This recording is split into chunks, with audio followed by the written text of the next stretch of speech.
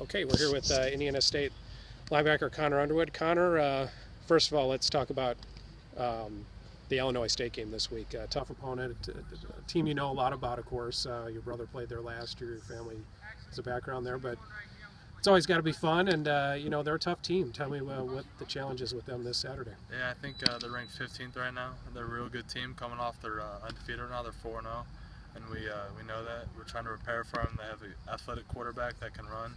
Haven't really seen one yet this year that can run like him. So the keys of the defensive side at least is going to be contain him and stop the run and the deep ball too. As far as yourself is concerned, you've had a sack in every single game this year. The defense up front has played very well, both pass rushing wise and against the run.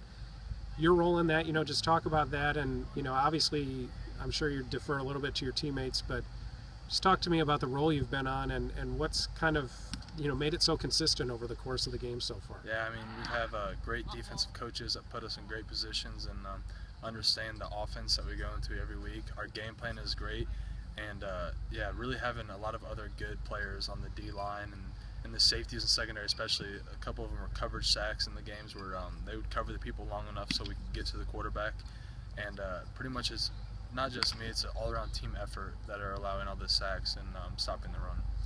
As far as you're concerned, the thing that's always struck me about guys who, I know both your parents were athletes, of course, at Illinois State, and you know that second generation, and maybe there's a generation before that, you'll have to tell me, but there just seems to be that kind of innate knowledge of what you need to do to be good. You know, it kind of comes from within a little bit, but it's also, I'm sure, you know, because you have that background, it helps. How is your background with your parents and with some of your brothers and all that? How's that kind of helped your drive, and how much of it comes from within too? My dad being a college football player, my mom was a college athlete too, so they really knew how to be a college student athlete, which is sometimes what people lack in. So they prepared me a lot for this kind of lifestyle of being a college athlete, and also having a brother that's a year older than me, going through it in more recent times would. Him like kind of advising me what to do every day in college, what expectations, how hard to work, what you have to do. That really helped me out to become the player I am, and I mean all the credit to them because I really wouldn't be here if it wasn't for them. Your brother, of course, just recently went back to the Chargers, and you know how much does his career, how much can you derive from what he did at Illinois State and apply it to your own, as far as your own path is concerned? How much does that kind of work? I'd say it works a little bit in the sense that he played more of a traditional defensive end in college, and I played outside backer, but we talk every week when he was back playing, and I would get some tips from him, and he was a great mentor to me as a kid, but I'd say just a lot of the pass rush stuff I got from him, and that's about it. I just talked to Coach Cabral, and he said the thing that that strikes him about you is that he said you're a scientist on your pass rushing, meaning that you know you really study every single aspect of what to do down to the last step. Tell me about that process and kind of how you would define your own way of going about things and, you know, honing your craft.